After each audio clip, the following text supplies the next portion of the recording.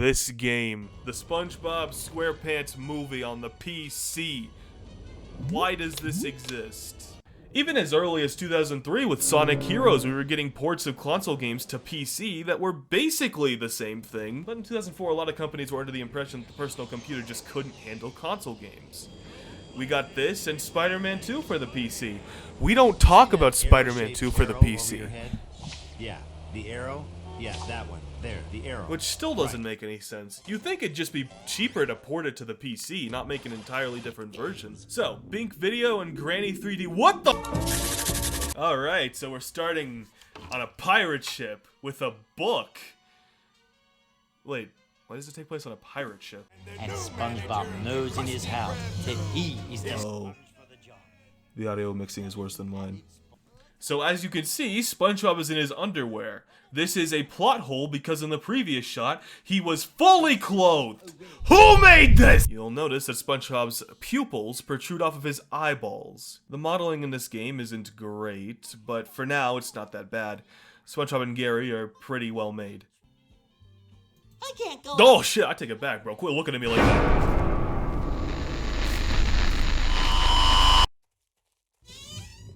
Okay, we didn't need to wait long. What the hell is wrong with Patrick, bro?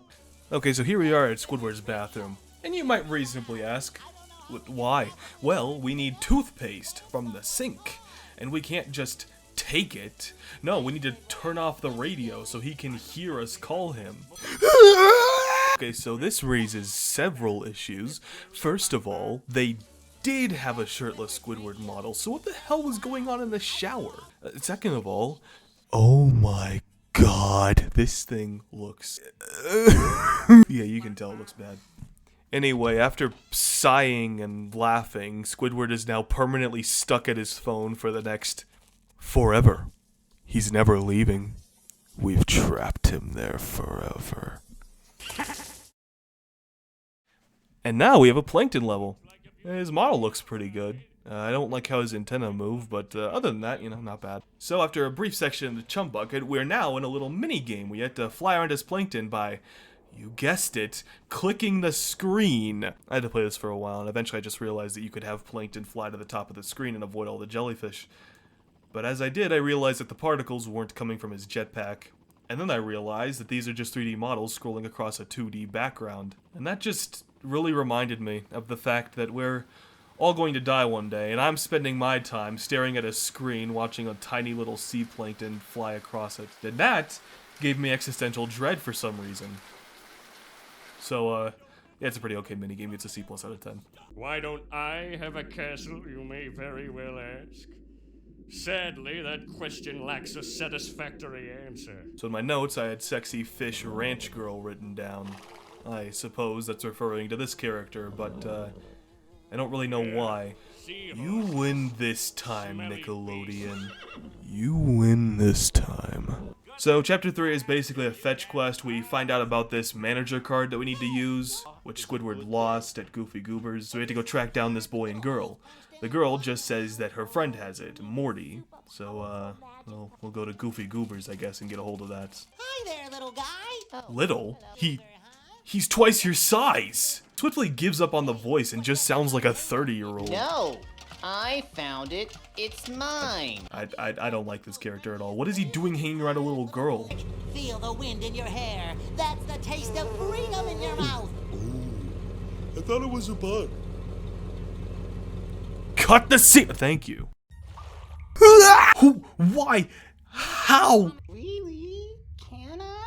It's been so long since I've polished something. I'm starting to go into withdrawal. Pause. What you doing? I'm a pirate. I hate Patrick's model so much. Why are his eyes like this? Yeah, this is a fine time to bring up the movement speed. It's really slow. It wasn't a big deal back in the earlier chapters because they had smaller environments, but now, well, Chapter 5 is just, I don't know, a bunch of nothing. We go to a hotel, there's some holes in the ground, and then we talk to 3 characters for 20 minutes. But finally we take the pearls from the clam, give them back to the lady, she gives us the orb. Then we take the orb of whatever to this guy who decides that we can go into the confusing caverns. So we do. And then we're brought to a choice of 3 doors, which if you go through the wrong one, which you don't really know what the right one is, you have to go all the way to the back of the cave. And this wouldn't be so bad if the movement speed wasn't non-existent. This chapter took about 30 minutes, and not one of those minutes was fun. Oh, plot hole. Patrick doesn't have his mustache. Bad game, 0 out of 10. Why is a bird underwater? Who made this? Now, we have a black sweater.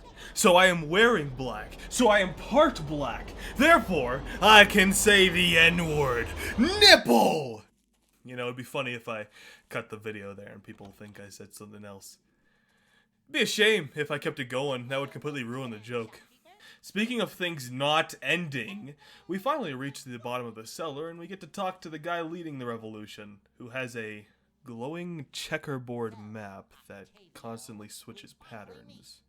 So now that's over, we're in Shell City and SpongeBob and Patrick are placed on the heating lamp. It's time for that emotional scene. So now that SpongeBob's been dehydrated and Patrick hasn't for quite literally no reason, Patrick finna find some onions, which he then promptly uses to cry all over SpongeBob, bringing him back to life, which activates the sprinklers. Kind of pointless because they're both fine, but using some stick, a tar, and a clamshell, we make a shovel. But we can't use it to dig on the obvious X spot because we didn't get permission from this one random metal detector. So now we have to sit through an entire conversation just to get permission. I hate this game. SpongeBob and Plankton have a stilted conversation, which basically boils down to, hi, bye. Before SpongeBob just kind of leaves and starts talking to this guy, who comes to the conclusion that if they put together a bunch of things on this thing, then they'll be able to make sound waves that'll break the helmet. Which is certainly one way to explain what happened in the movie. Pick up these Krabby Patties so Plankton can't use them to figure out the secret recipe. Dude, he already has. That's the... Who wrote this?! What's going on here? But most of all, I'm... Settle down! Settle! I'm a goofy goober! Oh, what? Let's rock! This is a real game.